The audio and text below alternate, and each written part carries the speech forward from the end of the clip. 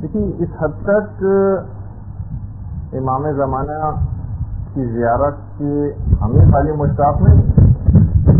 بلکہ جب ہم احادیث کا مطالعہ کرتے ہیں تو دیگر ائمہ بھی کس قدر شوق کے ساتھ امام زمانہ کے متعلق فرماتے تھے کہ پانچویں امام محمد باقر علیہ الصلوۃ والسلام فرماتے ہیں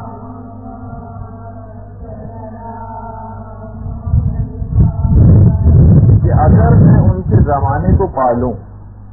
تو میں ان کی مدد کے لیے خود کو باقی رکھوں گا. یہ پانچویں امام کا جملہ پیغمبر اسلام نے خود اپنے خطبہ حجۃ الوداع میں مولا کی ولایت کے اعلان کے بعد ظہور قائم سے متعلق کئی باتوں کا تذکرہ کیا. چھٹے امام کو اگر ہم دیکھیں تو چھٹے امام کا وہ جملہ کہ لو ادرکتہ لخدمتہ ایام حیاتی، اگر میں ان کے زمانے کو پالوں تو پوری زندگی ان کی خدمت میں گزار دوں. یہ چھٹے امام جملہ ارشاد فرماتے ہیں. اور چھٹے امام یہ بھی جملہ کہا کرتے تھے کہ تم لوگ امام زمانہ کی معرفت کو حاصل کرو، کیونکہ اگر تم امام کی معرفت کو حاصل کر لو گے تو پھر اس سے کوئی فرق نہیں پڑتا کہ آپ کا ظہور جلدی ہو یا دیر سے. تو مکمل طور پر اپنے آپ کو تیار کر کے رکھنا، اس سے پھر کوئی فرق نہیں پڑے گا. امام کا ظہور جلدی ہوتا ہے دیر سے ہوتا ہے، آپ نے بھی اپنی ذمہ داری پوری کی، اور جلد ہو یا بدیر بہرحال آپ ان کی خدمت میں پھر پہنچ ہی جائیں گے اگر آپ نے اپنی ذمہ داریوں کو پورا کیا. اچھا، پھر چھٹے امام کا وہ جملہ بھی ہے کہ اگر کسی کے دل میں واقعی بہت زیادہ اشتیاق ہو، ویسے تو اس کے کئی طریقے بیان ہوئے ہیں کہ جو شخص ہر نماز صبح کے بعد اور ہر نماز ظہر کے بعد اس طرح سے درود پڑھے گا اللہم صلی علی محمد وعلی محمد وعجل فرجہم، تو وہ اس وقت تک نہ مرے گا جب تک کہ موقع قائم کو نہ پالے، یعنی ان سے ملاقات ضرور ہوگی. اچھا، اتنا اور بتا دوں کہ علماء نے اس سلسلے میں خاص طور پر بہت سی باتیں بیان فرمائی ہیں. ایک دفعہ پہلے بھی میں نے اس سے پہلے ذکر کیا تھا، بس کہیں الفاظ ذرا گستاخانہ نہ ہو جائیں لیکن صرف سمجھانے کے لیے، اور جملہ بھی علماء کا ہی کہ ملاقات امام میں کوئی خصوصیت ہے، رضائیت امام میں خصوصیت ہے. لوگوں کی تمام تر توجہات اس بات پہ مذکور ہو جاتی ہیں کہ بس ہم امام کو دیکھ سکیں، ان کی زیارت کر سکیں، واقعی اس سے بڑھ کر سعادت اور کون سی بات ہوگی. لیکن علماء کا جملہ ہے خالی دیکھ لینا اور ان کی زیارت ہو جانا یہ اتنی بڑی خصوصیت نہیں ہے جتنی بڑی کہ امام آپ سے راضی رہیں. ابو جہل ہر وقت پیغمبر اسلام کو دیکھا کرتا تھا لیکن پیغمبر اس سے راضی نہیں تھے. اس کے مقابلے میں ویسے پتہ نہیں کبھی پیغمبر کو انہوں نے یہ نہیں دیکھا، لیکن جب ایک دفعہ آ کر گئے تو پیغمبر کا جملہ یہ تھا کہ مجھے آدم سے خدائے رحمان کی خوشبو آ رہی. تو اس طرح کے جملے بھی ملتے ہیں. تو بہرحال اب کوشش یہ کرنا ہے کہ کوئی بھی ہم ایسا اپنے عمل کو اختیار نہ کریں، بات ابھی آگے چل کر آ رہی ہیں، کہ جو امام کو تکلیف پہنچانے والا ہو یا اذیت دینے والا ہو. جس سے پہلے کی نشست ہوئی تھی پچھلے ہفتے غالباً، اس میں برادر وسیع امام نے جو آپ کی خدمت میں پیش کی تھی حدیث،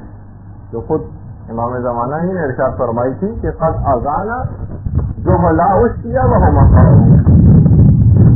تین گروہ امام نے بتایا کہ یہ تین گروہ ایسے ہیں کہ جنہوں نے مجھے شدید اذیت پہنچائی. جو ہلاوش کیا تینوں میں جو جاہل لوگ، امام کو شدید نفرت ہے جہل سے، وہ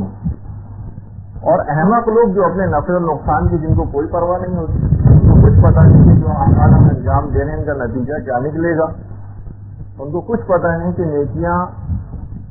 اگر انسان کرتا جائے تو اس کی کیا جزا آخرت میں ملے گی، بالکل اپنے نفع اور نقصان سے آ رہی ہے. اور تیسرا گروہ وہ کہ جو جس نے اذیت پہنچائی امام کو، جو دین کو ایک مکھی کے پر سے بھی زیادہ اہمیت دینے کو تیار نہیں. تو بہرحال اب دیکھیں امام کو کیونکہ اس سے بہت نفرت ہے اور یہ اذیت پہنچانے والا عمل ہے جہل، اسی وجہ سے آپ کا یہاں پر مدرسے آنا تعلیم دین حاصل کرنے کے لیے انتہائی خوش آئند بات ہے، اور امام زمانہ کو انشاءاللہ یہ خوش کرے گا یہ عمل۔ اور اچھا دیکھیے، ایک تو وہ بات کہ جو دین کو مکھی کے پر کے برابر بھی اہمیت نہیں دیتے، ہر قدم پر دین کو اہمیت دینا ہے۔ بقول مولانا ذکی باقری جی، وہیں انچولی کی ایک دفعہ مجلس میں کہہ کر گئے تھے کہ ہم نے دین کو ایک بفے سمجھ لیا، اپنی پسند کی چیزوں میں سے اٹھا لیتے اور بس وہ استعمال کر لیے، باقی اس کے بعد پورے کا پورا دین چھوڑ دیا۔ ہر قدم پر دین کو اہمیت دینا ہے، چاہے شادی کی تقریب ہو، چاہے موت ہو جائے گھر میں، خوشی ہو جائے، غم ہو جائے، مرض ہو جائے، پکنک پہ کہیں جانا ہو، گھر کے اندر رہنا ہو، ہر قدم پر اہمیت دینا ہے کہ کہیں دین کی کوئی خلاف ورزی نہ ہو جائے۔ اچھا دیکھیے، لوگ ویسے تو امام کے نام کا بڑا کلمہ پڑھتے ہیں، اور جہاں ذرا ذکر امام آ جائے ایسا جھک کے، بلکہ ایسا جھک جاتے ہیں گویا آپ سجدے ہی میں گر پڑیں گے، لیکن جہاں امام کا حق دینے کی باری آ جائے تو جناب پھر تو ایسا ٹال مٹول سے کام لیا جاتا ہے، ایسے اس سے بچنے کے طریقے مثلا اختیار کیے جاتے ہیں۔ تو بہرحال یہ بات یاد رہے کہ ان کے مال میں تصرف کرنا،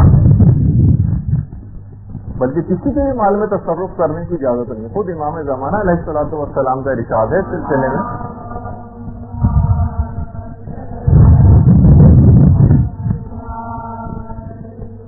کسی شخص کے لیے بھی یہ جائز نہیں ہے کہ کسی کے بھی مال کو اس کی بلا اجازت استعمال کرے، اور جب ایسا ہے، امام فرماتے ہیں جب ایسا ہے تو پھر کسی کے لیے بات کب جائز ہے کہ وہ ہمارے مال کو ہماری اجازت کے بغیر استعمال کرے اور اس میں تصرف کرے؟ تو آخر پھر یہ کیسے جائز ہوگا کہ وہ ہمارے مال کو ہماری اجازت کے بغیر اس طرح سے استعمال کرتا رہے؟ اچھا، پھر امام فرماتے ہیں کہ جو مال بھی تم ہمارے پاس لاتے ہو، ہم اس کو اس وجہ سے قبول کرتے ہیں تاکہ تم پاک و پاکیزہ اور طاہر ہو جاؤ۔ اب جس کی مرضی ہو ہمارے پاس آئے، جس کی مرضی ہو ہمارے پاس نہ آئے، امام فرماتے ہیں کہ جس کا دل چاہتا ہو وہ ہمارے پاس اپنے اموال کو لائے، جس کا دل چاہتا ہو ہمارے پاس اموال کو نہ لائے، کیونکہ پروردگار عالم نے جو کچھ ہم کو عطا کیا ہے وہ بہتر ہے جو تم کو عطا کیا۔ یہ جملے ہیں امام کے، اور انداز ایسا لگ رہا ہے امام کا کہ ذرا غضب کی حالت میں، اور یہ جملے بھی امام زمانے ہی کے ارشاد کرتا ہے، دارالانوار میں علامہ مجلسی نے لکھے ہیں کہ فَإِنَّ يُحِيطُ عِلْمُنَا بِأَنبَائِكُمْ، امام فرماتے ہیں کہ ہم تمہارے حالات سے بخوبی واقف ہیں، اور تمہاری خبریں ہم سے بالکل بھی مخفی نہیں ہیں، ہماری ایک ایک بات کا امام زمانہ کو علم ہے۔ اور یہ بات بھی یاد رہے، صرف اس وجہ سے ایک دفعہ میں نے عرض کیا تھا مدرسے میں، امام زمانہ ہی کے متعلق ملتا ہے روایات کے اندر کہ اپنے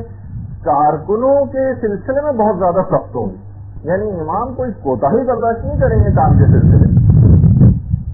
اچھا، اور مال کے سلسلے میں بڑے سخی ہوں گے، مساکین پر اس قدر مہربان ہوں گے کہ روایت میں جملہ ہے کہ گویا ان کو مکھن کھلا رہے ہیں، یہ جملہ ہے محاورہ نہیں بلکہ جملہ ہے کہ گویا ان کو مکھن کھلا رہے ہیں۔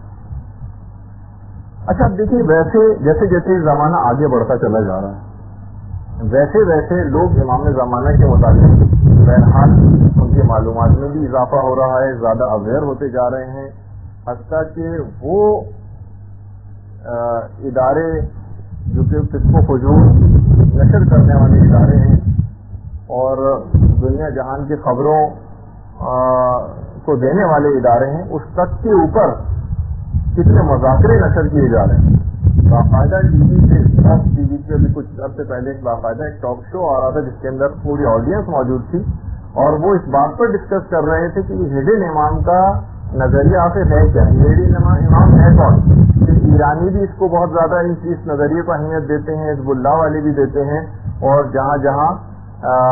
مسلمان موجود ہیں وہاں اس عقیدے کو بڑی اہمیت دی جاتی ہے کہ وہ آنے والا آئے گا اور اس کے بعد معاشرے کے اندر ایک تبدیلی کو پیدا کرے گا۔ تو بہرحال اب جتنی کتابیں آج کل کے دور میں امام زمانہ پہ لکھی جا رہی ہیں اتنی اس سے پہلے نہیں لکھی، جتنے ادارے اب امام زمانہ کے نام سے قائم ہیں اتنے اس سے پہلے کبھی بھی قائم نہیں. اس کراچی کے اندر کتنے دینی مدرسے تھے امام زمانہ کے نام اور القاب سے قائم, بلکہ اس مدرسے کا نام ہمیں کچھ اور تھا, شروع میں چینج کرنا پڑ گیا کہ اس نام کا ایک اور مدرسہ موجود تھا. تو اس لحاظ سے جتنی دعائیں ندبہ جتنی اب پڑھی جاتی ہیں شاید اس سے پہلے اتنی نہ پڑھی جاتی. دعائیں سلامتی امام زمانہ اللہم کل ولیک الحجت والی دعا بچے کو آج زبانی یاد ہے. آج سے 30 سال پہلے آپ کو نظر بھی نہیں آئے گا معاشرے کے اندر کہ لوگوں کو یہ دعا اس طرح سے زبانی یاد ہے. خود اس دعائیں سلامتی امام زمانہ یہ موضوع آج ہم زیر بحث لا رہے, لیکن خود اس کے اتنے زیادہ فائدے ہیں اس دعا کو پڑھنے کے. اس دعا کو پڑھنے کے اتنے زیادہ فائدے ہیں کہ باقاعدہ علماء نے تقریباً 90 فائدوں کی فہرست جو ہے وہ مرتب کی ہے, اور ہمارا انشاءاللہ ایک دم ارادہ ہے کہ اس کا اردو ترجمہ کر کے اور اس کو بھی شائع کیا جائے اور آپ کی خدمت میں پیش کی جائے کہ باقاعدہ صرف یہ اللہم کل ولیک الحجت ابن الحسن والی دعا 90 فائدے ہیں صرف اس دعا کے. تو اچھا, اس لحاظ سے مختلف جریدے اور اخبارات وہ سب بھی اس متعلق اب شائع ہونے لگے ہیں. ان تمام باتوں سے لگتا یہ کہ خورشید امامت کا طلوع نزدیک تر ہے. اچھا, اب جس شخص کو بھی اب گمراہی سے بچنا ہو, کیونکہ یہ دور ایسا ہے کہ بہرحال اس میں گمراہ کرنے والے عناصر بھی بہت زیادہ برسر پیکار ہو گئے ہیں اور خود امام زمانہ کا نام بھی استعمال کیا جاتا ہے. تو دیکھیے, غیبت صغریٰ میں لوگ جب گمراہی سے جو بچنا چاہتے تھے وہ نوابین اربع جو امام کے نائبین ہوتے تھے ان سے منسلک رہا کرتے تھے. تو یعنی دوسرے الفاظ میں علماء نے لکھا کہ پہلے تنظیم وکلائے امام کی جس سے منسلک رہا جاتا تھا. اب غیبت کبریٰ کے اس دور میں اس تنظیم وکلائے امام کی جگہ تنظیم فقہائے اسلام نے لے لی, اور اب کسی کو بھی اگر کوئی وہ حاصل کرنا ہے رہنمائی تو اس کو چاہیے کہ بہرحال فقہاء علماء اور مراجع سے وہ رجوع کرے اور وہاں سے رہنمائی لے اور اس سے کمتر پہ قناعت نہ کرے, کیونکہ بہت سارے افکار اس انداز سے معاشرے کے اندر آ جاتے ہیں جو گمراہی کا سبب بنتے ہیں. تو آپ کہیں سے بھی افکار امام کے متعلق بھی اس طرح سے ملے تو مراجع سے اس کی تصدیق کروا لیا کریں. تھوڑی سی اب ہم ان علامتوں کا تذکرہ کریں گے. ویسے تو بے شمار علامتیں اور اتنی علامتیں کہ غالباً شاید 10,000 سے زائد ان کی تعداد ہو جائے اگر سب کو کیلکولیٹ کیا جائے امام کی آمد سے پہلے. لیکن ہم چند ایک علامتوں کا اس لحاظ سے تذکرہ کریں گے جو آج کل کے موجودہ حالات میں نظر آ رہی ہیں, جس کا امکان ہے کہ شاید یہ ان علامات میں سے ہو. ایک تو یہی شدید بارشیں. چھٹے امام کی جو حدیث ہے جس میں امام نے فرمایا کہ ظہور سے پہلے شدید بارشیں ہوں گی, اور اتنی شدید بارشیں ہوں گی کہ فصلیں تک خراب ہو جائیں گی. اور یہ بارشیں شروع ہوں گی روایت میں جمادی الثانی کے آخر سے, اور ان کا سلسلہ تقریباً 10 رجب تک رہے گا. روایات میں تقریباً 14 بارشوں کا اس طرح سے تذکرہ آیا ہے. تو انشاءاللہ کبھی اس موقع پر ہم کوشش کریں گے کہ اس کو بیان کریں. کچھ علماء نے کہا کہ بہرحال یہ ظہور سے پہلے کا واقعہ ہے, اور یعنی یہ جو شدید بارشوں کا. کچھ علماء کا یہ کہ روایت سے یہ پتہ چلتا ہے کہ یہ رجب سے پہلے اتنی شدید بارشیں ہوں گی, جس کی ہم تفصیل رجب کے سلسلے میں بیان کریں گے کہ باقاعدہ قبروں پر جو بارشیں پڑیں گی تو اس بارش کے پانی سے قبروں کے اندر جسم نمو پائیں گے, اور پھر لوگ قبروں سے مٹی جھاڑتے ہوئے باہر نکلیں گے. وہ پھر اب اس کی ایک الگ تفصیل ہے. اچھا, مولا کائنات علی ابن ابی طالب علیہ السلام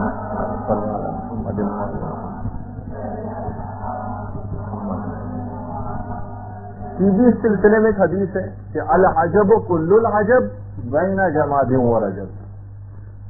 شدید سخت حیرت ہے اور تعجب ہے اس واقعے پر جو جمادی الثانی اور رجب کے درمیان میں واقع ہوگا. اچھا, کچھ علماء جیسے میں نے کہا کہ بارشوں کو ظہور سے پہلے کیا واقعہ قرار دیتے ہیں کیونکہ اس سلسلے میں بھی روایات ہیں, اور کچھ ظہور کے بعد کے سلسلے میں بارشوں کو قرار دیتے ہیں. بہرحال آیت اللہ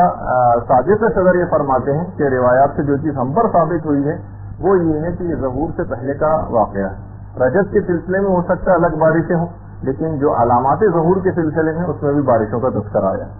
اس کے بعد دوسری چیز جو کہ چھٹے امام کا بھی ہے کہ اس سال زلزلے بہت زیادہ آئیں گے. یعنی جس سال ظہور ہوگا اس سال زلزلے بہت زیادہ ہوں گے اور سردی بھی بہت زیادہ پڑے گی. بہار الانوار کی روایت. اس کے علاوہ بغداد میں ایک شدید زلزلے کی بھی خبر ہے. اب علماء نے کہا ہو سکتا ہے، کچھ معلوم نہیں کہ وہ شدید زلزلہ جو ہے وہ کسی ایٹمی دھماکے کی خدا نخواستہ صورت میں ہو یا کسی اور وجہ سے، لیکن ایک شدید زلزلہ بغداد میں. اسی طریقے سے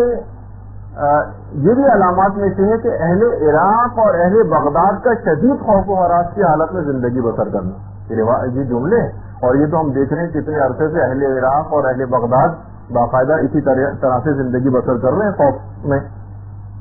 مشرق میں آگ کا ظہور ہونا، اور یہ آگ تقریباً 3 سے 7 دن تک مسلسل جاری رہے گی. علماء نے ایک امکان ظاہر کیا ہو سکتا ہے کہ تیل کے کنووں میں جو ہے وہ اس انداز سے کوئی آگ لگ جائے جسے 3 سے 7 روز تک بجھایا نہ جا سکے. اسی طریقے سے بشارت الاسلام میں باقاعدہ مصر کے حالات میں ایک عجیب و غریب روایت مصر کے لیے، اور وہ تو کچھ لوگ تو کہیں گے بالکل پوری اترتی ہے مصر کے حالات پر. وہ کیا ہے کہ مصر والے اپنے سادات کو قتل کر دیں گے. انور سادات کو مصر کے اندر قتل بھی کیا جا چکا ہے. ایک امکان علماء نے کہا ظاہر کیا گیا ہے کہ مصر والے اپنے سادات کو قتل کر دیں گے. خالد اسلام بولی نے قتل کیا تھا انور سادات کو، اور کچھ علماء نے کہا نہیں سادات سے مراد یہ بھی ہو سکتا ہے کہ اپنے جو حکمران ہوگا اس کو قتل کر دیں گے، جو ان کا اس وقت لیڈ کر رہا ہوگا، جو اس وقت رہبر بنا ہوا ہوگا ان کا، اس کو قتل کریں گے. تو بہرحال یہ اس لحاظ سے ہے بات. مصر کے لحاظ سے بھی بہت سی چیزوں کے اوپر امکان ہے کہ چیز پوری اترے. اچھا، اس میں جتنی بھی باتیں بیان ہو رہی ہیں ہم امکان کے طور پر اس کو نقل کریں گے. کسی جگہ آپ بھی اگر ان باتوں کا کہیں پرچار کریں تو اس میں ایک امکان کی صورت میں اس کو نقل کیجیے گا. ایک فیکٹ کے طور پر بس یہی ہے جو آپ بیان کر رہی ہیں، بس یہی ہے جو علامت پوری ہو چکی ہے اتنے یقینی طور پر. کیونکہ مثلاً بغداد کی تباہی کا روایتوں میں ذکر ہے، بغداد کئی دفعہ اس طرح سے تباہ و برباد ہو چکا، کئی 3, 4, 5 دفعہ بغداد اس طرح سے تباہ و برباد ہو چکا. تو ہو سکتا ہے ابھی کا یہ واقعہ نہ ہو، بات کا ہو، لیکن ہمیں تو بہرحال کیونکہ ہم اس زمانے سے قریب تر ہیں تو امکان نسبتاً زیادہ بڑھتا چلا جا رہا ہے. عراق کے حالات کے اندر جو واقعات ملتے ہیں، روایات ملتی ہیں کہ عراق میں امام سے پہلے شیزبانی کا خروج ہوگا. شین یہ سواد بے الف نون چھوٹی ہے، شیزبانی. امام محمد باقر علیہ الصلوۃ والسلام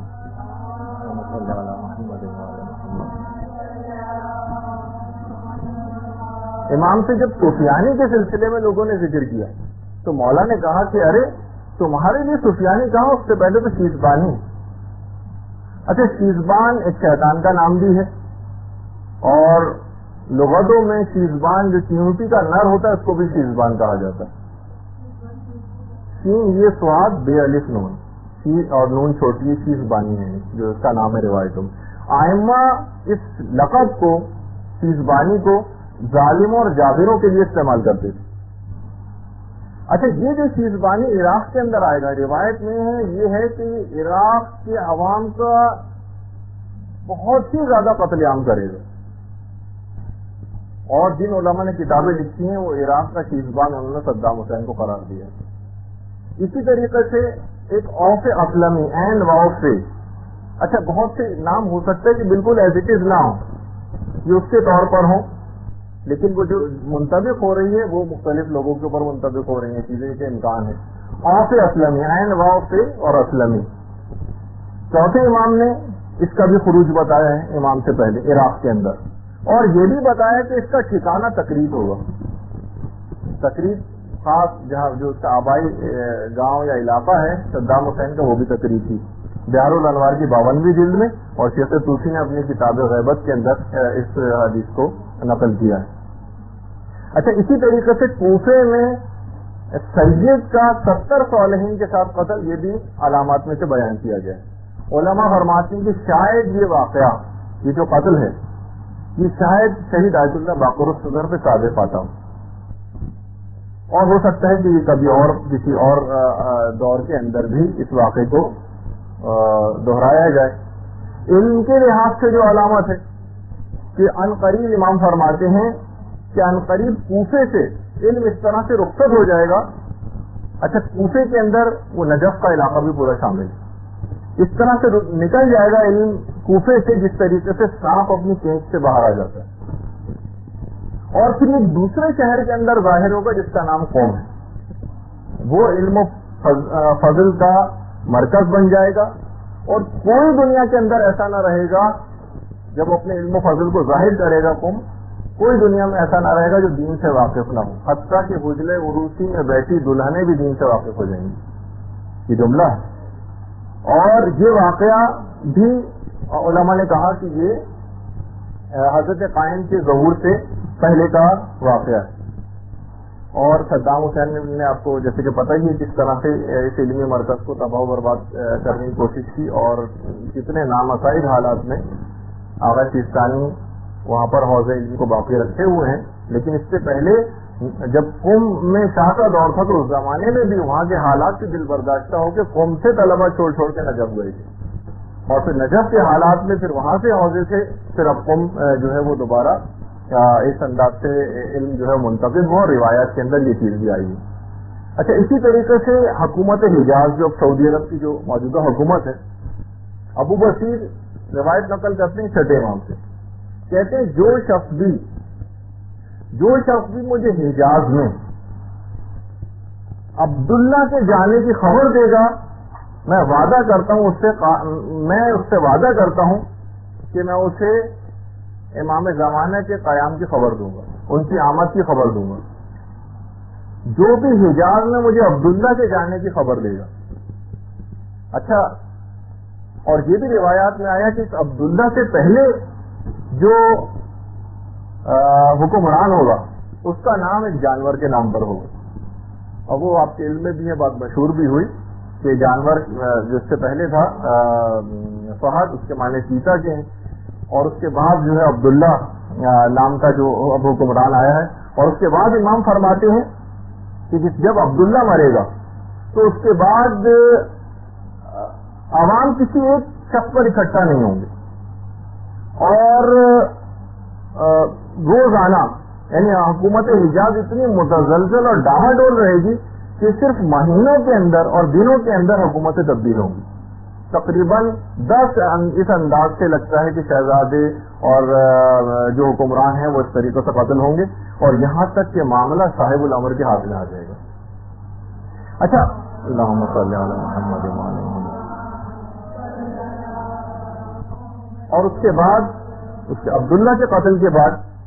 سالوں پر محیط اس حکومت کا خاتمہ ہو جائے گا، اور اس کے بعد جتنی بھی حکومتیں ہوں گی وہ صرف اور صرف چند مہینے اور دنوں کی مہمان ہوں گی۔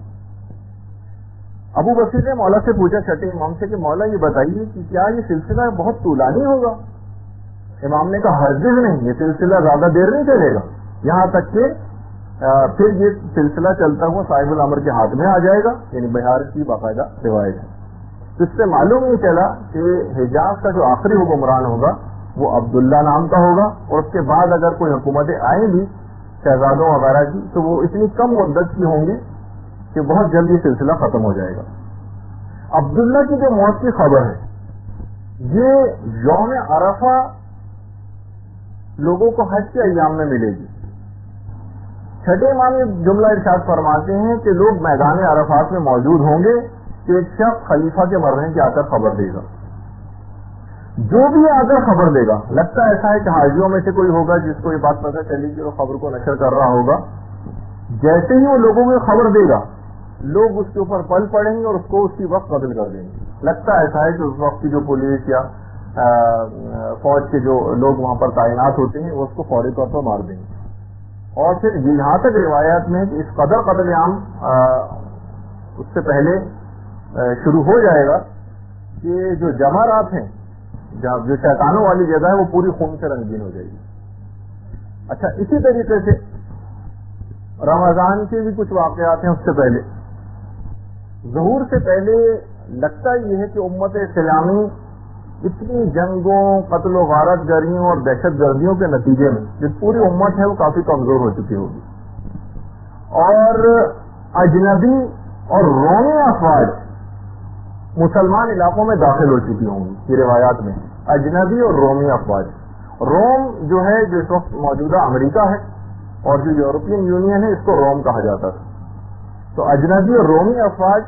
اجنبی سے مراد ہم اس کو اتحادی افواج کہنے جو مختلف علاقوں سے انہوں نے جمع کر رکھی ہیں، یہ مسلمان علاقوں میں داخل ہو جائیں گی، اور اس کے اندر نیٹو کی افواج وغیرہ بھی شامل ہو سکتی ہیں اگر یہ موجودہ اس کو تجویز کی جائے تو موجودہ زمانے میں۔ اچھا، نشانیاں مسلسل پوری ہو رہی ہوں گی یہاں، اور مومنین کے دل بہت زیادہ پر امید ہوں گے کہ بس اب امام کا ظہور قریب تر،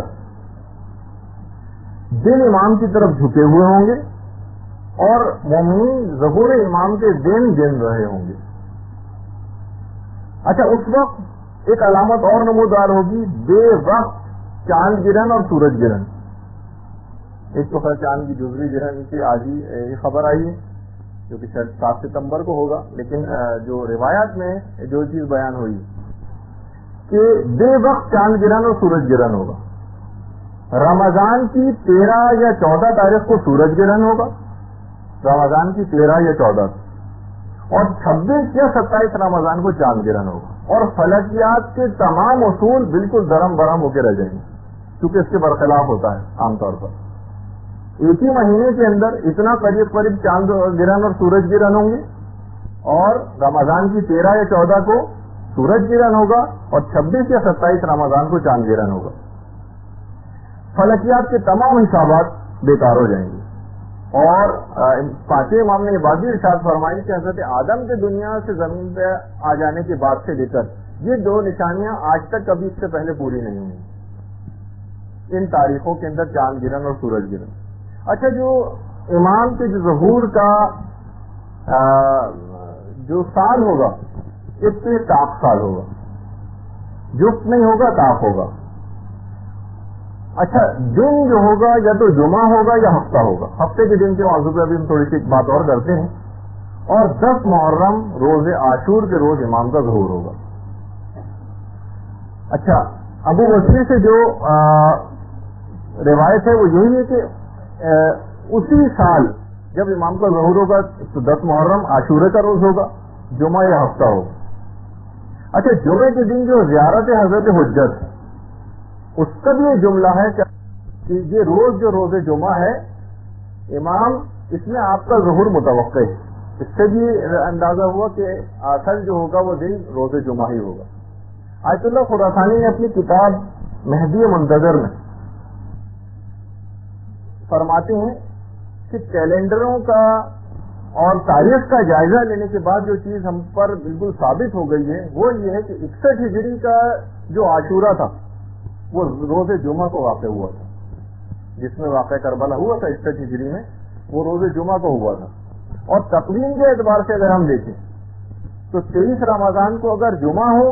تو اگلے سال کا عاشورہ بھی جمعے کو پڑے گا، یہ بالکل ثابت شدہ بات ہے۔ تو اس لحاظ سے جس حدیث کے اندر ہفتے کے دن کا ذکر آیا ہے، آیت اللہ خراسانی فرماتے ہیں وہ اتنی قابل اعتنا نہیں ہے اور یہ واقعیت کے خلاف رکھتی ہے، اگرچہ ہفتے کی اس روایت کو بھی چھٹے امام سے نقل کیا گیا ہے، لیکن آیت اللہ خراسانی فرماتے ہیں کیونکہ واقعیت کے بالکل خلاف لگ رہی ہے حدیث، ہو سکتا ہے کہ راوی کو اشتباہ ہوا ہو اور اس نے جمعے کے بجائے ہفتہ نقل کر دیا، ہو سکتا ہے۔ تو بہرحال جو مسلم الثبوت ہے وہ ہے کہ روز جمعہ ہوگا، طاق سال ہوگا، عاشور کا دن ہوگا، اور محرم الحرام کا مہینہ ہوگا جس میں امام ظہور کریں گے۔ اچھا، ایک اور روایت بھی ہے چھٹے امام سے، میں صرف بات بیان کر کے اور ذرا تیز رفتاری سے آگے بڑھوں گا کہ جمعے کا دن ہوگا، عاشورہ ہوگا، اور ایک چھٹے امام کی ایک اور روایت بھی ہے کہ اس دن روزے نوروز کا دن بھی ہوگا، وہ یعنی 21 مارچ ہوگی۔ چھٹے امام سے روایات ہیں سلسلے میں، لیکن آیت اللہ خراسانی فرماتے ہیں کہ یہ روایات کافی اعتبارات سے، اپنی سند اور متن کے اعتبار سے کافی ناقابل اعتبار ہیں۔ تو بہرحال نوروز کی بات کو تو تقریباً رد کر دیا گیا. تو جو بالکل ثابت شدہ ہے وہ وہی تاریخیں جو میں نے اس سے پہلے ابھی ذکر کی. اچھا، اس کے بعد ندائے آسمانی جس کا ہم نے پچھلی دفعہ ذکر کیا تھا. شیخ امام یہ فرماتے ہیں کہ اصل میں جو ندائے آسمانی جو آسمانی آواز آئے گی یہ دو اوقات میں آئے گی. اس پہ ابتدائے رات میں آئے گی اور دوسری آواز آخر رات میں آئے گی. حشام بن سالم اس نے مولا سے پوچھا کہ مولا یہ آخر ہوگا کیسے؟ تو امام نے فرمایا کہ ایک آواز آسمان سے آئے گی پہلی، اور دوسری آواز ابلیس کی آواز ہوگی. راوی نے کہا کہ مولا ہم اس کو جدا کیسے کریں گے، اس میں کیسے پہچانیں گے کون سی آواز صحیح؟ امام نے فرمایا وہ اس آواز کو پہچان جائے گا کہ جس نے پہلے اس کا ذکر سنا ہوگا. بہار الانوار کی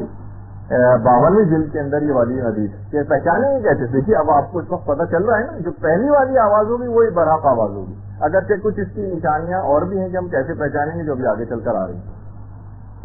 اچھا، جو ابن مسعود کی جو پیغمبر اسلام سے جو روایت ہے، جو میں نے اس سے پہلے بھی پچھلی گفتگو میں عرض کی تھی کہ 15 رمضان کی شب جمعہ کو ایک زوردار آواز آئے گی کہ جو ہر سوتے ہوئے شخص کو اٹھا دے گی. کھڑا ہوا شخص بیٹھ جائے گا، عورتیں جو پردے دار عورتیں وہ گھروں سے باہر نکل آئیں گی اس آواز سے گھبرا کر. زلزلوں کے اس سال جمعے کی شب کو پیغمبر فرماتے ہیں کہ جب تم نماز صبح پڑھ لو تو اپنے گھروں کے اندر داخل ہو جاؤ، اپنے دروازوں کو بند کر لو، اپنی کھڑکیوں اور سوراخوں کو بھی بند کر لو، خود کو چھپا لو، اپنے کانوں کو بند کر لو، اور احساس کرو جب تم اس آواز کا کہ وہ آواز آ گئی ہے تو فوراً سجدے میں گر پڑو اور اس وقت وہ ذکر کرنا شروع کرو، سبحان القدوس سبحان القدوس. ایک روایت میں یہ ہے، دوسری میں سبحان القدوس ربنا القدوس کا تذکرہ ہے پیغمبر اسلام سے. پیغمبر فرماتے ہیں جو بھی یہ ورد کرے گا اس آواز کے وقت وہ نجات پا جائے گا، اور جو اس ورد کو نہیں کرے گا وہ ہلاک ہو جائے گا. مخصوصہ ابن حماد میں پوری تفصیل ہے اس روایت کی کہ جو پیغمبر اسلام نے ارشاد فرمائی. شیعہ علماء کے نزدیک یہ جو آسمانی آوازیں ہیں ان کی تعداد تقریباً 8 ہے، اور سنی جو مدارک ہیں ان کے اندر بھی تقریباً کم و بیش 8 آوازوں کا ہی تذکرہ ہے، جس میں سے جو رمضان کی جو آوازیں ہیں وہ تو بالکل حتمی ہیں. لیکن علماء نے کہا کہ چونکہ مختلف اوقات بیان ہوئے ہیں روایات کے اندر ان آوازوں کے، تو شاید اشتباہ ہو گیا ہو کہ ان آوازوں کی تعداد 8 ہے. کیونکہ ایک آواز کے لیے روایت میں ہے کہ وہ رجب میں آئے گی، دوسری کہ رمضان میں آئے گی، تیسری ہے کہ محرم کے مہینے میں آئے گی. اس طرح سے مل ملا کے تقریباً 8 بن جاتی ہیں. اور جو سفیانی کا خروج ہوگا یہ آسمانی آوازوں اور آسمانی نداؤں کے بعد ہوگا، یہ بات یاد رکھیے گا. اچھا، محرم میں ان آسمانی آوازوں کے بعد ظہور امام میں فقط 6 مہینے باقی رہ جائیں گے، صرف 6 مہینے، اور اس کے بعد پھر امام کا ظہور ہوگا. اور یہ جو آسمانی آوازیں ہیں ان کا تو براہ راست تذکرہ امام کی ان توقیات میں بھی ہے کہ جو امام نے اپنے ہاتھ سے اور دستخط کے ساتھ اپنے نائب جو نوابین اربعہ میں سے ایک نائب کے نام جو انہوں نے توقیع بھیجی تھی امام نے، اس کے اندر بھی امام نے ان نداؤں کا تذکرہ کیا تھا اور کہا تھا کہ آگاہ ہو جاؤ کہ جو بھی خروج سفیانی اور آسمانی نداؤں سے پہلے مجھ سے ملاقات کا دعویٰ کرے گا وہ جھوٹا اور اس طرح برداشت ہوگا. جس میں امام نے خاص طور پر سفیانی کے خروج سے پہلے اور آسمانی نداؤں سے پہلے کوئی شخص بھی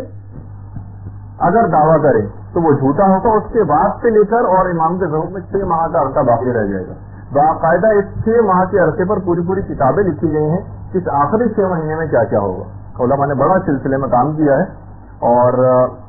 یہ والی جو روایت میں نے امام کی پیش کی جس میں وہ توقیع بھی ہے، یہ بہار الانوار کی 51ویں جلد کے اندر ہی روایت ہے. اچھا، یہ آواز آخر سے لوگ پوچھتے ہیں کہ آخر اس آواز کی نیچر کیا ہوگی، یہ کس زبان میں ہوگی. تو اس میں علماء نے کئی احتمالات نقل کی. ایک احتمال تو یہ کہ جو آسمانی آواز آئے گی یہ ایک احتمال یہ کہ عربی ہی میں ہوگی، اور صرف چند سیکنڈ کے اندر ہی پورے کرۂ ارض کے اندر پھیل جائے گی. عربی جاننے والے تو اس کو سمجھ لیں گے، لیکن جتنے بھی میڈیا اور ٹی وی والے ہوں گے وہ اس کو اپنی اپنی زبانوں میں نشر کریں گے. جس طریقے سے آج بھی مثلا اسرائیلی وزیر اعظم بھی کوئی تقریر کرتا ہے تو ہمیں اپنی زبان کے اندر پتہ چل جاتا ہے کہ اس نے کیا کہا ہے. اس طرح سے پوری دنیا کے اندر یعنی جو عربی جاننے والے نہیں ہیں ان کو دوسروں کے ذریعے اپنی زبان میں پتہ چل جائے گا کہ اس کا پیغام کیا ہے. اور ایک تو یہ ہے. اور دوسرا احتمال علماء نے یہ کہا کہ ہو سکتا ہے کہ بطور اعجاز معجزے کے طور پر سب کو اپنی اپنی زبان کے اندر وہ چیز پتہ چل جائے کہ اس آواز کے اندر کیا پیغام ہے. پانچویں امام یہ جملہ ارشاد فرماتے ہیں کہ جب بھی رمضان میں وہ آواز آ جائے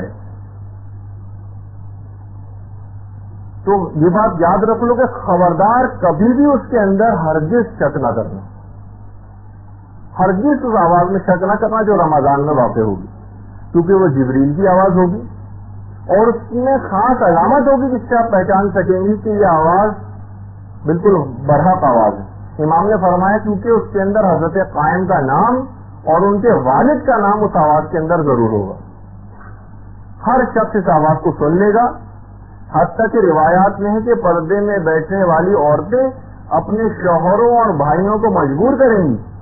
اپنے والد اور بھائیوں کو مجبور کریں گی کہ وہ اس آواز پر لبیک کریں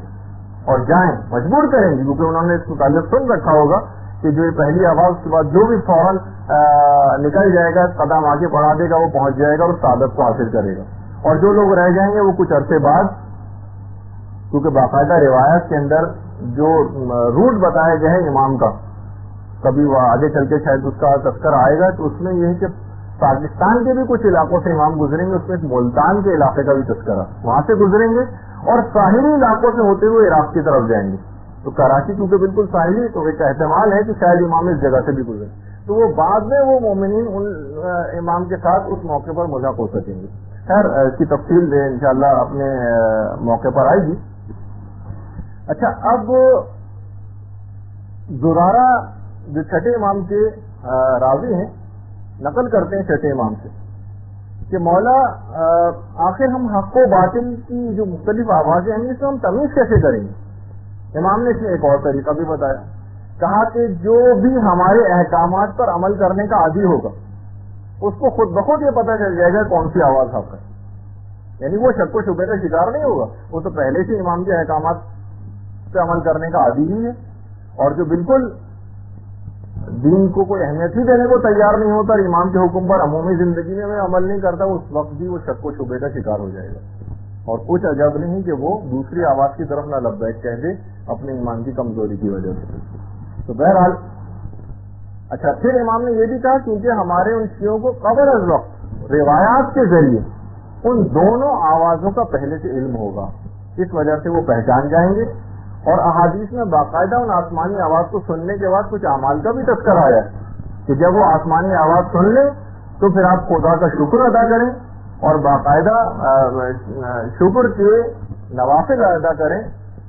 2 رکعت یا 4 رکعت نماز پڑھیں کہ وہ کیونکہ اس کے بعد امام کا ظہور بہت قریب ہوگا, فقط 6 مہینے کا عرصہ درج رہ جائے گا. اچھا, جبریل کی اس ندا کے بعد اس کے کچھ پہلے تو ندا ہوگی اور اس کے بعد پھر وہ دھماکے کی آواز ہے اور ان کی احتیاطوں کا تذکرہ ہوا. لیکن اس سے پہلے ہم یہاں پر روک کر کہ اس ظہور امام میں حکومت اسلامی ایران کا کیا کردار ہوگا, خود پورے ایران کا کردار کیا ہے اس میں. اچھا, اب اتنا بتا دوں کہ علماء نے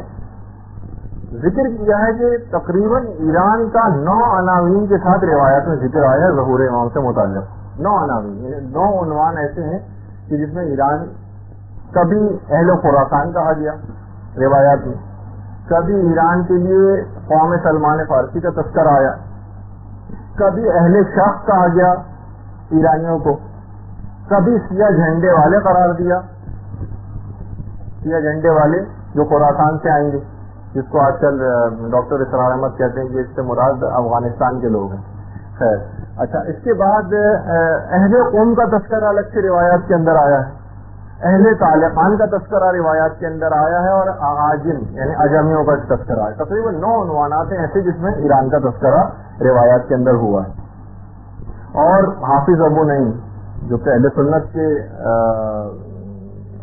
بہت مشہور علماء میں سے ہیں, باقاعدہ انہوں نے ابن عباس سے ایک روایت بھی نقل کی ہے کہ پیغمبر اسلام کے سامنے جب اہل فارس کا تذکرہ ہوا, یعنی ایران کا تذکرہ ہوا, تو پیغمبر نے فرمایا ہے کہ یہ اہل فارس ہم اہل بیت کی ہی ایک جماعت ہے. یہ جملہ ہے, حافظ ابو نعیم نے بھی اس کو نقل کیا ہے کہ اہل فارس ہم اہل بیت کی جماعت ہے. اور باقاعدہ سنن ترمذی اس کی تو 5ویں جلد کے اندر ابو ہریرہ سے روایت کہ پیغمبر کے سامنے جب اہل عجم کا تذکرہ ہوا, اہل عجم کے موالیوں کا, یعنی جو محبت کرنے والے ہیں لیکن عجمی ہیں, اس زمانے میں عجم ایران کو کہا جاتا تھا, حالانکہ اس زمانے میں تو ایران مکمل طور پر کافر تھا. اور اس کے بعد پھر جب اہل بیت وہاں پر گئے اور اس کے بعد پھر وہاں پر شیعت کی ابتدا ہوئی, تو پیغمبر کے سامنے جب اہل عجم کے موالیوں کا اور چاہنے والوں کا تذکرہ ہوا تو پیغمبر نے فرمایا, اب دیکھیے سنن ترمذی کی روایت, کہ خدا کی قسم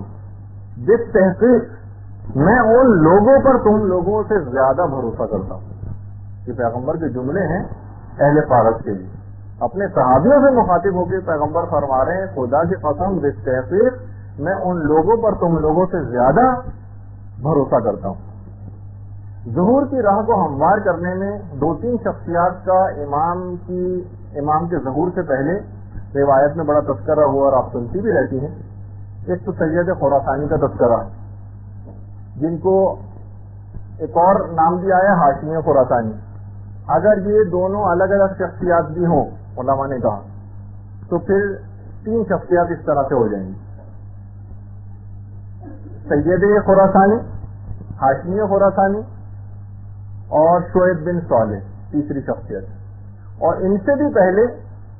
روایات میں سید خراسانی سے پہلے ایک حکومت اسلامی کے قیام کی نوید سنائی گئی ہے جو ایک مرد قوم کی قیادت میں ہوگی. علماء نے کہا کہ بہرحال اس وقت یعنی احتمال یہ ہے کہ خراسانی سید زادہ اسلامی حکومت کا سربراہ تو بن چکا ہے اور اب شعیب بن صالح کا انتظار ہے. اچھا, مولا کا ایک اور روایت بھی ہے جس میں امام نے فرمایا بہار میں ہے کہ جب 3 حالتیں نمودار ہو جائیں تو پھر تو فتح و کامیابی کا تم انتظار کرنا. ان 3 میں سے ایک یہ ہے, وہ ہے خراسان سے سیاہ پرچموں کا ظہور ہونا. اچھا, خراسان سے مراد, یہ بات یاد رکھیے کہ پورا ایران اس سے مراد ہے. اچھا, اب سیاہ پرچموں کا بلند ہونا خراسان سے, کیونکہ خراسان قدیم جغرافی کے اعتبار سے ایک وسیع اور عریض علاقہ ہے. خراسان ایک حصہ روس میں بھی ہے, ایک حصہ افغانستان میں ہے اور ایک حصہ ایران میں, مشہد بھی اسی کے اندر شامل ہے. اچھا, ابو بصیر نے چھٹے امام سے کہ ایک سید جو ضروریت اہل بیت سے ہوگا وہ ظہور امام سے پہلے حکومت کو قائم کرے گا اور آپ کی حکومت کے لیے تمہیدی کام کرے گا. وہ سید زادہ احکامات اسلامی میں بے انتہا سختی سے کام لے گا, کوئی رشوت اور سودے بازی نہ کرے گا, کسی سے کوئی رعایت نہ کرے گا, دوستی اور اقرب و بربری سے بالکل اجتناب کرے گا اور حکم خدا میں بہت سخت ہوگا. علماء نے اس سے مراد امام خمینی کی ذات گرامی کو لیا اور بالکل ایک ایک لفظ, ابھی آگے چل کے ایک اور روایت آ رہی ہے کہ پورا ایک ایک لفظ امام خمینی پہ پورا اترتا ہے اور آج تک کبھی قوم کے کسی فرد کے اوپر اس انداز سے چیز پوری نہیں اتری. اچھا, امام خمینی تو اپنا دور بہرحال گزار گئے. اب جو پیش کرنے والا ہوں امام موسیٰ کاظم علیہ الصلوۃ والسلام سے ہے. اللہم صلی علی محمد وعلی محمد. اور بہار الانوار کی 60ویں جلد کے اندر اس روایت کو قوم سے ایک مرد ظاہر ہوگا جو لوگوں کو حق کی دعوت دے گا, اس کے دل اس کی قوم اکٹھی ہو جائے گی, ان کے دل فولاد کی طرح سے سخت ہوں گے, تو ان 2 تیز ہواؤں کے جھٹکر ان کو ہلا نہ سکیں گے. نہ وہ لوگ جنگ سے اکتائیں گے اور نہ ہی وہ لوگ بزدل ہوں گے, خدا پر بھروسہ کرتے ہوئے ہوں گے اور عاقبت تو فقط پرہیزگاروں کے لیے. یہ جملہ ہے امام کا. اور عفان بصری جو راوی ہیں چھٹے امام سے ذکر کرتے ہیں کہ تم جانتے ہو امام نے فرمایا کہ اس کا نام قوم کیوں رکھا گیا ہے. دیکھیے ہم ایران کے اس کا تذکرہ کر رہے ہیں کہ ظہور امام میں ایران کا کیا کردار ہوگا. افان بصری سے چھٹے امام فرماتے ہیں کہ تم کو پتا ہے کہ اس کا نام قوم کیوں رکھا گیا ہے؟ کیونکہ قوم کے لوگ قائم آل محمد کے ساتھ اکٹھے ہوں گے, آپ کے ساتھ قیام کریں گے, اس پر مستقیم ہوں گے اور خدا ان کے ذریعے حضرت حجت کی مدد فرمائے گا. ساتھ میں جلد بہار الانوار کی پوری اس طرح سے روایات موجود ہیں. اچھا اس کے ساتھ ہی اگر ہم دیکھیں تو خراسان کا بھی آپ نے تذکرہ سنا, اس سے تو مراد پورا بھی مراد ہے ایران. اسی طریقے سے تہران والوں کا بھی تذکرہ روایات کے اندر آیا ہے. چھٹے امام کی خدمت میں باقاعدہ شہر جو رے کے نام سے تھا, رے کو موجودہ تہران کہا جاتا ہے. رے کا جو سمجھنے کے لحاظ سے تو شہر رے پرانا ایک لحاظ سے جو نام ہے اس کو موجودہ تہران کہا جاتا ہے. کہا کہ مولا ہم رے سے تعلق رکھتے ہیں. امام نے فرمایا مرحبا بے اخواننا من اہل القوم, میرے یعنی خوش آمدید ہو, ویلکم. امام نے کہا بے اخواننا, میرے بھائیوں کو جو کہ اہل قوم ہیں. انہوں نے کہا مولا نحنو من اہل الرے, ہم تو لیکن رے سے تعلق رکھتے ہیں. امام نے پھر یہ جملہ کہا مرحبا بے اخواننا من اہل القوم. انہوں نے پھر کہا مولا ہم رے سے تعلق رکھتے ہیں. امام نے پھر وہی جملہ استعمال کیا اور کئی جملے اس طرح سے بار بار ہوئے. علماء نے کہا کہ اس کے معنی یہی ہیں کہ امام ان سے یہ کہہ رہے تھے کہ بہرحال یعنی اس لحاظ سے موجودہ زمانے کے اندر بھی نظر آتا ہے کہ بہرحال کہ اہل قوم ہی کے خط کے اوپر پورا اس وقت ایران, چاہے وہ ریڈ تہران کا علاقہ ہو یا کچھ, تو امام نے بار بار ان کو قوم کے مردوں کے طور پر ہی ان کو خوش آمدید کہا, کیونکہ پورا ایران اس وقت قوم کا جو خط ہے اور جو راستہ ہے اس کے اوپر گامزن. اچھا اسی طریقے سے امام نے انہی لوگوں سے پھر کہا کہ اللہ کا بھی ایک حرم ہے جو کہ مکہ ہے, پیغمبر اسلام کا ایک حرم ہے جو کہ مدینہ ہے, امیر المومنین کا ایک حرم ہے جو کہ کوفہ ہے, اور ہم اہل بیت کا بھی ایک حرم ہے اور وہ شہر قوم ہے. اور عنقریب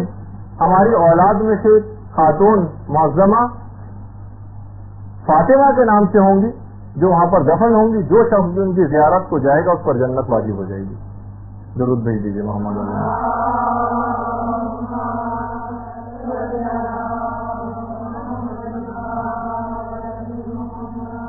ایک اور روایت میں بھی کہ امام فرماتے ہیں کہ اگر کوئی جابر شخص قوم کے بارے میں کوئی بھی برا ارادہ کرے گا تو اس پر فوراً عذاب خدا آ جائے گا.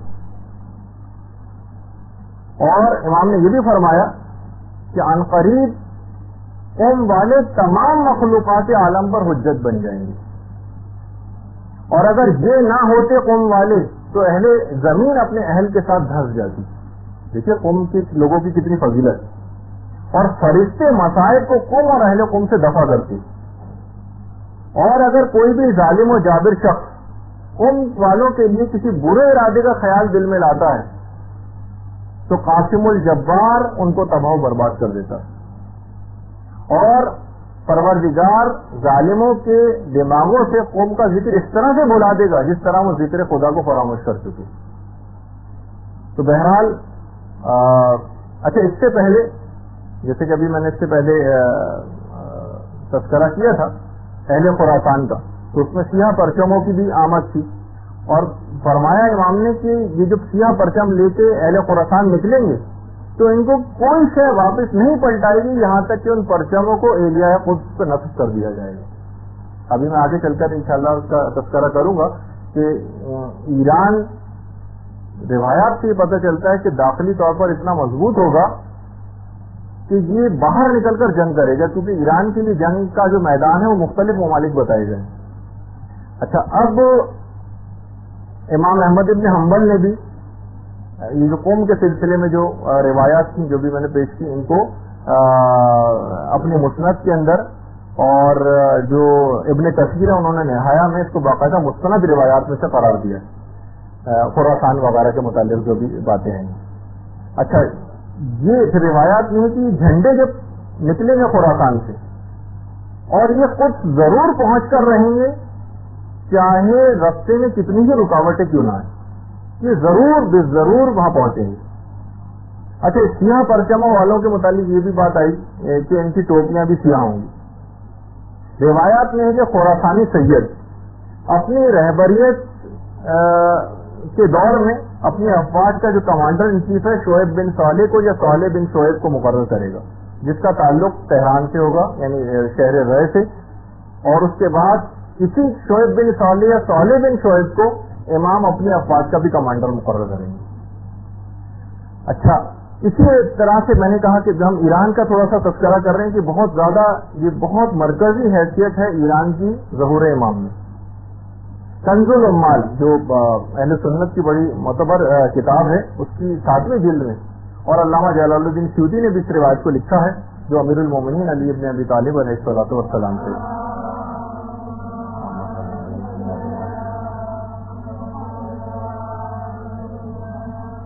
کہ کیا کہنے طالقان کی، یہ امام کا جملہ ہے۔ اچھا، اسی طریقے سے ینابیع المودہ جو کہ مفتی اعظم قسطنطنیہ کی شیخ سلیمان کی لکھی ہوئی کتاب ہے، اب تو اردو ترجمہ بھی اس کا ہو گیا اور ہر بک اسٹال پہ دستیاب بھی ہوتی ہے۔ امام نے فرمایا بخشن بخشن للطالقان، جو کہ آپ سنتی ہیں حضرت عمر کا جملہ اس لحاظ سے جو انہوں نے مبارکباد کے طور پر بخشن بخشن یا علی انت مولا کل مومن و مومنہ جو انہوں نے جملہ ذکر کیا تھا اس وقت، تو ان دونوں کے اندر بہرحال کیا کہنے طالقان کی اور اس کے بعد بخشن بخشن، دونوں کے اندر بہرحال یہ توصیفی اور مدح کے لیے امام نے جملے استعمال کیے۔ پھر امام نے یہ بھی جملہ، ان میں ایسے لوگ ہیں، ان سے ایسے لوگ مراد ہیں کہ جو خدا کو اس کے حق معرفت کے ساتھ پہچانتے ہوں گے، اور وہ آخری زمانے میں طالقان کے لوگ امام مہدی کے انصار میں سے قرار پائیں گے۔ اچھا، چھٹے امام نے جملہ اور ارشاد فرمایا، کہا کہ طالقان کے اندر ایک خزانہ ہے جو نہ سونے کا ہے نہ چاندی کا، بلکہ وہ ایک ایسے افراد ہیں، وہ ایسے مرد ہیں جن کے دل فولاد سے زیادہ سخت ہوں گے، اور ان کو اگر پہاڑوں کے اوپر بھی لگا دیا جائے تو پہاڑوں کو اپنی جگہ سے ہٹا دیں، وہ امام کے گرد گھیرا ڈال لیں گے وہ لوگ، اور وہ امت میں اپنے سید کی اور اپنے رہبر کی سب سے زیادہ اطاعت کرنے والے لوگ ہوں گے طالقان کے۔ خدا ان کے ذریعے امام حق کی نصرت فرمائے۔ اس سے آپ پتہ چل رہا ہے کہ ایران کا کتنا مرکزی کردار ہے۔ اچھا، علماء نے کہا کہ یہاں طالقان سے مراد جو ہے خاص طالقان کا علاقہ مراد نہیں، بلکہ اس سے پورا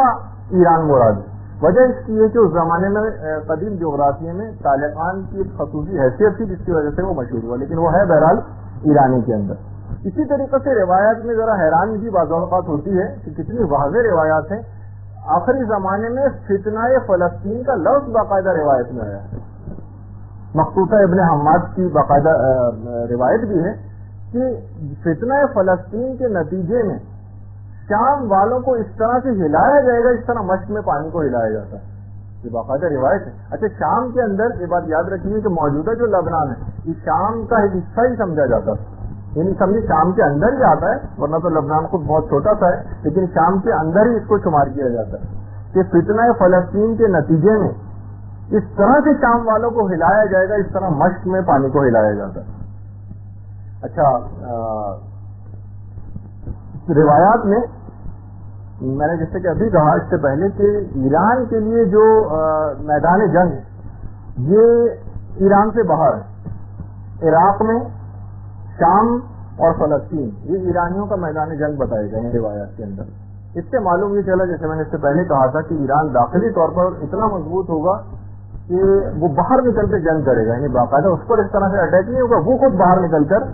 جنگ کرے گا۔ اسی طریقے سے سید خراسانی روایات میں ہے کہ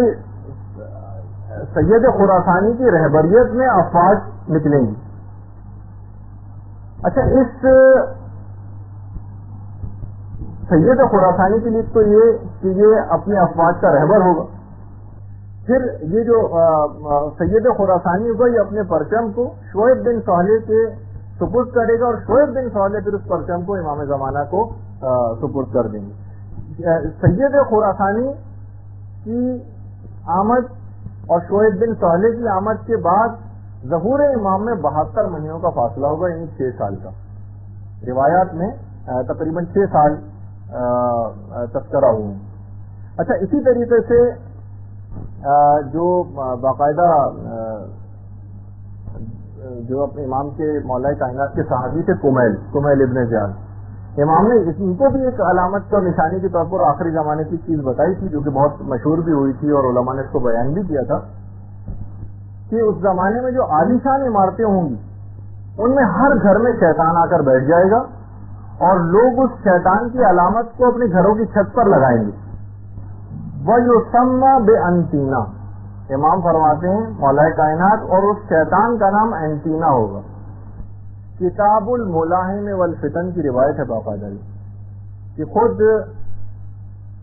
امام نے یہ جملہ ارشاد فرمائے تو اس زمانے میں ہر گھر میں شیطان آ کر بیٹھ جائے گا اور شیطان کی اس علامت کو لوگ اپنے گھروں کی چھت پر لگائیں گے. وہ یسمى بانتینا, اور اس کا نام انتینا ہوگا. اس زمانے کے علماء نے, جو پچھلا دور تھا, باقاعدہ پوری کی پوری ڈکشنریاں کھگال ڈالی, انتینا نام کی کوئی چیز نہیں ملی. اور امام کا ایک جملہ اور بھی تھا اسی ملاحم والفتن, کتاب الملاحم والفتن کی روایت ہے کہ امام نے جملہ ارشاد فرمایا جس پہ باقاعدہ کتابوں کو شائع کرنے والوں نے نوٹ لکھا کہ یہ روایت صحیح نہیں لگتی, کہ آخری زمانے میں لوگ آلات موسیقی کو اپنی جیبوں میں ڈال کر پھرا کریں گے. اور علماء زمانے کے جو تھے کہا کہ ممکن نہیں, زمانے میں جو بڑے بڑے آلات ہوتے ہیں کیسے ممکن ہے کہ اس کو لوگ جیب میں ڈال کر پھریں. اور پھر یہ بھی ہے روایات کے اندر آخری زمانے میں کہ اہل روم کی مداخلت اتنی زیادہ,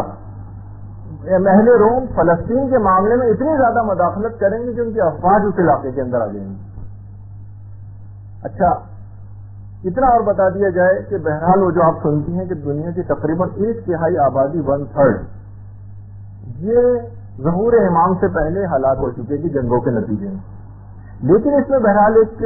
علماء نے جو اس کے اندازے قائم کیے ہیں روایات سے کہ یہ جو دنیا کی 1/3 آبادی ختم ہوگی یہ امریکہ اور یورپی ممالک کی ہوگی. ایشیا اور مشرق وسطیٰ کے علاقے کے اندر اتنی تباہی نہیں ہوگی کہ جتنی کہ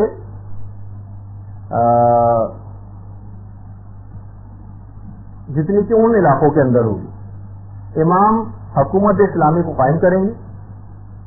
اور اتنا اور بتا دیا جائے کہ آج بھی کچھ علاقے ایسے ہیں, روایات میں آئے ہیں, علماء نے ذکر کیے ہیں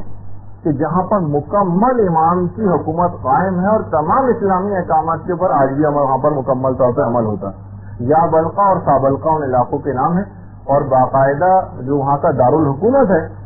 اس کا بھی نام آیا ہے ظاہرہ کے نام سے. ظاہرہ مکمل اسلامی نظام وہاں پر قائم ہے. حتیٰ کہ جیسے کہ میں نے پچھلی دفعہ کہا تھا کہ جو روایت اتنی زیادہ ثابت شدہ تو نہیں ہے اماموں کی اولادوں کا جس میں تذکرہ آیا ہے, لیکن بہرحال اماموں کی اولادوں کی حکومتیں بھی کچھ علاقوں کے اوپر ہیں, روایتوں میں ہے. صافیہ, سلون اور قناطیس باقاعدہ ان کے شہروں کے نام ہیں. اور امام کی جو 4 اولادیں ہیں ان کو تو نام بھی روایات کے اندر آئے. البتہ وہی میں نے جس سے پہلے کہا تھا وہ دماغ میں رہے کہ وہ اتنی زیادہ ثابت شدہ روایت تو نہیں,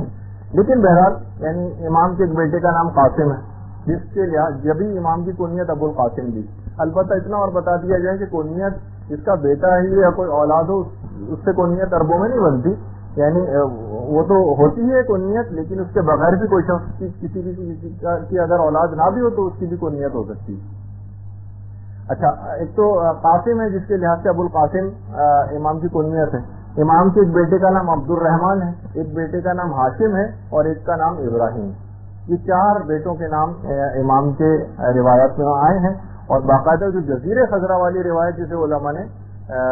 قابل اعتنا نہیں سمجھا ہے, بہرحال وہ بہار علامہ مجلسی نے اس روایت کو نقل کیا. گرین لینڈ جو بحر ابیض کا جو علاقہ ہے وہاں پر جہاں امام کی حکومت قائم اس کا تذکرہ جو روایات میں آیا ہے. اور باقاعدہ علماء نے یہ بھی کہا کہ امام کی 5 پشتوں تک کی اولادوں سے مختلف علماء اور مجتہدین ملاقاتیں بھی کر چکے. لیکن بہرحال یہ ابھی ہم اس میں کوئی عقائد کی تو کوئی بات ہے نہیں کہ اس میں ہم کوئی تجزیہ و تحلیل کر کے کوئی ایک حتمی نتیجے کے اوپر پہنچنے کی کوشش کریں. مختلف روایات ہیں تو وہ آپ کے سامنے بیان ہو رہی ہیں. اور امام ہر سال حج کرنے کے بعد تمام معصومین کی قبور کی زیارت کو جاتے ہیں اور اس کے بعد پھر اپنے کاموں کے اندر مصروف ہو جاتے ہیں. اچھا جس وقت امام کا ظہور ہونے والا ہوگا یہ بھی بڑا ایک دلچسپ ذکر آئے ہے روایات میں کہ جب یہ اس وقت آسمانوں کی ایک عجیب کیفیت ہوگی، آسمانوں کی غیبت نعمانی میں بھی ہے اور بہار الانوار کی 52ویں جلد میں بھی ہے کہ چھٹے امام جملہ ارشاد فرماتے ہیں کہ شب جمعہ جب جس دن ظہور ہونے والا ہوگا شب جمعہ، فرشتے دنیا کے آسمان پر نازل ہوں گے، ایک فرشتہ دنیا کے آسمان پہ نازل ہوگا اور طلوع فجر کے وقت نور کے بنے ہوئے ممبر لگائے جائیں گے جس پر پیغمبر اسلام، امیر المومنین اور امام حسن اور امام حسین آ کر بیٹھے ہیں۔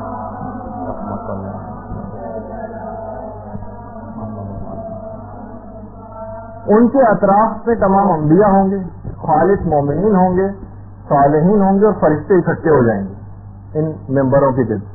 آسمانوں کے دروازے کھول دیے جائیں گے۔ باقاعدہ جس وقت زوال کا وقت ہوگا تو پیغمبر اسلام اپنے پروردگار سے مناجات کرنا شروع کریں گے، اے رب تیرے وعدے کے پورا ہونے کا وقت آ گیا، اے رب آپ کے وعدے کا کیا بنا جو آپ نے اپنی کتاب میں کیا، اور پھر پیغمبر اسلام سورہ نور کی 55ویں آیت تلاوت کریں گے، اور یہی بات اس کے بعد فرشتے اور انبیاء بھی پروردگار سے کریں گے۔ اس کے بعد روایت میں ہے کہ پیغمبر اسلام مولائے کائنات امام حسن اور امام حسین سجدے میں گر جائیں گے اور فرمائیں گے اے رب اپنا غضب نازل فرما، تیرے حریم کی بہت حقیق ہو چکی ہے، تیرا احترام پامال کیا جا چکا ہے اور تیرے چنے ہوئے بندوں کو قتل کیا جا چکا ہے، تیرے صالح بندوں کو ذلیل و رسوا کیا جا رہا ہے، اور اس کے بعد ان کی اس مناجات کے بعد پروردگار جو چاہے گا وہ کرے گا اور وہی دن وقت معلوم ہے۔ یہ روایات کے اندر جملے آئے ہیں۔ اچھا، ان نداؤں کے بعد یہ جو آسمانی آوازیں آئیں گی اس کے بعد لگتا یہ ہے کہ حکومت حجاز بہت کمزور ہو چکی ہوگی، جتنے بھی مسلمان ہوں گے وہ مکے میں امام کے منتظر ہوں گے اور بڑی طاقتوں کی جو ایجنسیاں ہیں یہ امام زمانہ کو ڈھونڈ رہے ہیں۔ اچھا، علماء نے لکھا کہ آسمانی آوازیں ان کو اس کام پر آمادہ کریں گی، ابھی سے مذاکرے ٹی وی کے اوپر آنے لگے ہیں باقاعدہ ان لوگوں کے، آسمانی آوازیں ان کو اس بات پر آمادہ کریں گی کہ وہ امام کو ڈھونڈیں گے۔ اچھا، امام کے جو انصار ہوں گے وہ مکے میں سرگرم عمل ہوں گے اور حتیٰ کہ حکومت حجاز کی افواج کے اندر جو مومنین ہوں گے اور جو نیک اور صالح لوگ ہوں گے وہ بھی امام کا انتظار کر رہے ہوں گے۔ محرم سے پہلے جو حج کا مہینہ آئے گا اس میں سارا گراؤنڈ ورک مکمل کر لیا جائے گا، اور اس کے بعد جب 30 ذی الحجہ ہوگی تو امام اپنے خاص آدمی کو ابتدائی طور پر اپنا ایک پیغام دے کے مکے بھجوائیں گے کہ تم جاؤ اور اس پیغام کو حاجیوں کو پڑھ کر سناؤ۔ وہ پیغام کو بھی پڑھنا ہی شروع کریں گے امام کے وہ خاص شخص کے خفیہ ایجنسیوں کے جو لوگ اور جو وہاں پر موجود لوگ ہوں گے وہ ان کے اوپر ٹوٹ پڑیں گے اور اس نوجوان کو وہیں خانہ کعبہ کے ذہن میں بے دردی کے ساتھ شہید کر دیا جائے گا، اور انہی کا نام ہے نفس زکیہ۔ ان کو وہاں پر اس سے یہ لگتا ہے، اور ان کی خیر ان کو رکن اور مقام کے درمیان اس انداز سے شہید کیا جائے گا، اور ان کی شہادت دردناک جو شہادت ہوگی اس کا اثر زمین و آسمان میں بہت پڑے گا۔ اس سے یہ لگتا ہے علماء نے کہا کہ حکومت حجاز اس کے بعد اتنی کمزور ہو چکی ہوگی کہ وہ اتنی وحشت زدہ ہوگی کہ وہ ذرا سا موقع ہی نہیں لینے دے گی، مثلا وہ گرفتار بھی کر سکتی تھی اس شخص کو، لیکن وہ موکلاہٹ کے اندر کہ جو بھی امام زمانہ سے متعلق کوئی بات کرے اسے فوراً قتل کر دو، تو اس وجہ سے اس موکلاہٹ کے اندر قتل کر دیا جائے گا۔ باقاعدہ اس نفس زکیہ، اس پاک و پاکیزہ نفس رکھنے والے نوجوان کا نام بھی روایات میں آیا ہے محمد ابن حسن۔ ان کی شہادت میں اور امام کے ظہور میں چھٹے امام فرماتے ہیں فقط 15 دن کا فاصلہ ہوگا، یعنی تقریباً 23 سے 24 ذی الحجہ کو وہ آ کر یہ پیغام پڑھیں گے اور شہید ہوں گے، اور 10 محرم صرف 15 روز کا فاصلہ امام کے ظہور میں رہ جائے گا۔ روایت میں جملہ یہ کہ ان کی شہادت کے بعد پھر اتنے زیادہ لوگ آمادہ ہو جائیں گے کہ باقاعدہ امام کو مکے اس طریقے سے لایا جائے گا جس طریقے سے شب زفاف دلہن کو لے کر لایا جاتا ہے، یعنی اس طرح سے امام کو خاص پروٹوکول کے ساتھ لایا جائے گا۔ روایات میں یہ بھی ہے، پانچویں امام فرماتے ہیں کہ نفس زکیہ کو مکے میں قتل کیا جائے گا، نفس زکیہ کا ایک اور بھائی ہوگا جسے مدینے میں قتل کیا جائے گا، اور اس کی ہمشیرہ کو بھی انتہائی مظلومانہ انداز میں شہید کیا جائے گا۔ اچھا پھر اس کے بعد امام کا دیکھیے جب ظہور ہونے والا ہوگا نا تو تقریباً 14 ماہ لگیں گے اس کو پورے طور پر ہونے میں. پہلے 6 مہینے تو خوف و ہراس کے ہوں گے جس میں امام ظاہر نہیں ہوں گے, صرف امام پوشیدہ رہتے ہوئے اپنے لوگوں کی رہنمائی کر رہے ہوں گے. آخری 8 ماہ پھر اس کے بعد مکے کے اندر پھر باقاعدہ پورا روٹ ہے کہ مکے سے پھر مدینے امام جائیں گے اور اس کے بعد پھر عراق جائیں گے اور اس کے بعد پھر قدس کی طرف جائیں گے, کیونکہ امام کا پہلا ہدف اس کے بعد قدس کی آزادی ہوگا. امام کے دور میں روایات میں ملتا ہے کہ امام خاص طور پر عالم اسلام کی وحدت کے سلسلے میں بہت کام کریں گے, بلکہ رومیوں کے ساتھ, یہ جو سمجھیں جس کو ہم موجودہ امریکہ یا یورپین یونین کہا جاتا ہے, امام باقاعدہ ان کے ساتھ ایک پیس ٹریٹی کو بھی سائن کریں گے. یعنی باقاعدہ ایک دم سے ان کے حملہ نہیں ہوگا, بلکہ ایک معاہدے صلح کی قرارداد کے اوپر دستخط کریں گے, جسے کچھ عرصے کے بعد یہ لوگ خود رومی جو ہوں گے یہ خود اس معاہدے کو توڑ دیں گے اور اس کے بعد پھر جنگ وغیرہ شروع ہوگی اور حضرت عیسیٰ کی آمد کا بھی سلسلہ شروع ہوگا, جو ہم انشاءاللہ اگلی اس میں ذکر کریں گے. آیت اللہ خراسانی انہوں نے باقاعدہ کہا کہ جس وقت امام کا ظہور ہونے والا ہوگا تو کوہ ذی طویٰ جو ہے مکے کا ایک پہاڑ ہے, جو ہم نے آج کلاسز کے اندر یہاں کی طالبات کو دکھایا بھی تھا, امام اپنے 313 اصحاب کے ساتھ مکے کے اس پہاڑ سے مکے کی طرف تشریف لے کر آئیں گے. اب جیسے ہی امام مسجد الحرام پہنچیں گے, امام اپنے صحابی کو حکم دیں گے. امام کا ایک صحابی گفتگو کرنا شروع کرے گا لوگوں سے, اے لوگوں جس ہستی کی جو ہستی تم کو مطلوب تھی وہی ہستی یہاں پر موجود ہے, جن کی تلاش میں تم سرگردہ تھے یہ وہی ہستی ہے جو تمہارے سامنے ہے, اور تمہیں یہ اسی چیز کی دعوت دیں گے جو پیغمبر اسلام نے تم کو دعوت دی. جیسے وہ یہ جملہ کہے گا وہ شخص لوگ فوراً امام کی طرف بڑھیں گے. لگتا وہی ہے کہ وہی خفیہ ایجنسیاں اور حکومت کے لوگ وہ امام کی طرف بڑھیں گے کہ امام کو نفس زکیہ کی طرح سے شہید کر دیں اسی وقت فوراً. لیکن امام کے انصار اور اصحاب اس وقت ایک دفاعی لائن بنا دیں گے اور ان کو بالکل ان کو قابو پا لیں گے ان لوگوں کے اوپر, اور وہ کچھ نہ کر سکیں گے امام کے خلاف. اس کے بعد پھر امام کا خطبہ شروع ہوگا جو آپ نے پچھلی گفتگو میں سنا تھا. پھر اس کے بعد امام کا خطبہ ختم ہوگا اور اس کے بعد امام بہت غمگین آواز میں خانہ کعبہ کے صحن میں سورہ نمل کی 62ویں آیت پڑھیں گے, امن یجیب المضطر اذا دعاہ ویکشف السوء. کون ہے وہ ذات کہ جب کوئی پریشان حال اس کو پکارتا ہے تو اس کی پریشانی کو دور کرتا ہے, وہ اس کی سنتا ہے. اور پھر اس کے بعد یہ پورا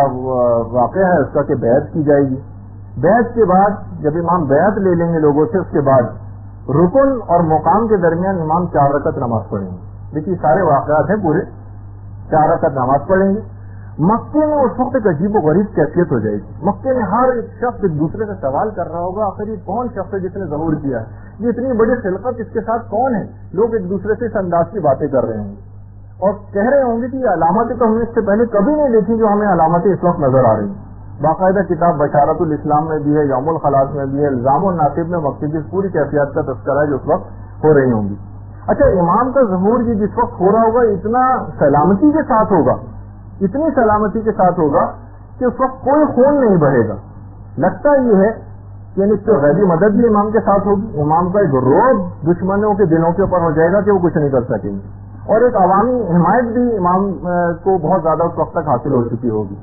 اور پلان جو ہے وہ اتنا زیادہ مضبوط ہوگا کہ دشمنوں کو اوپر سے ہدایات لینے کا بھی وقت نہیں مل سکے گا, اور امام کے ہاتھ میں پوری چیز آ جائے گی. اور اس طرح سے کوئی خون خرابہ نہیں ہوگا,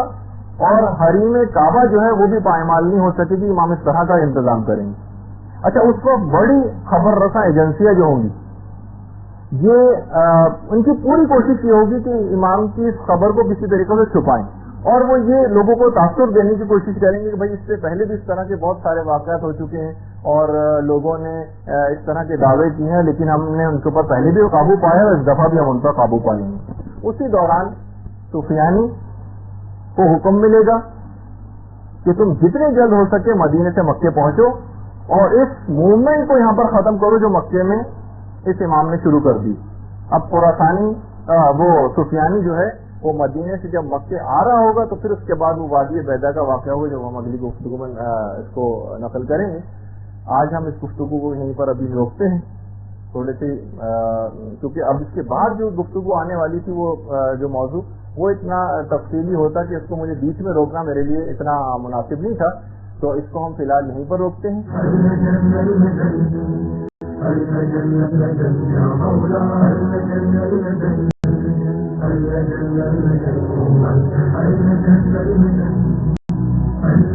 يا صاحب السماء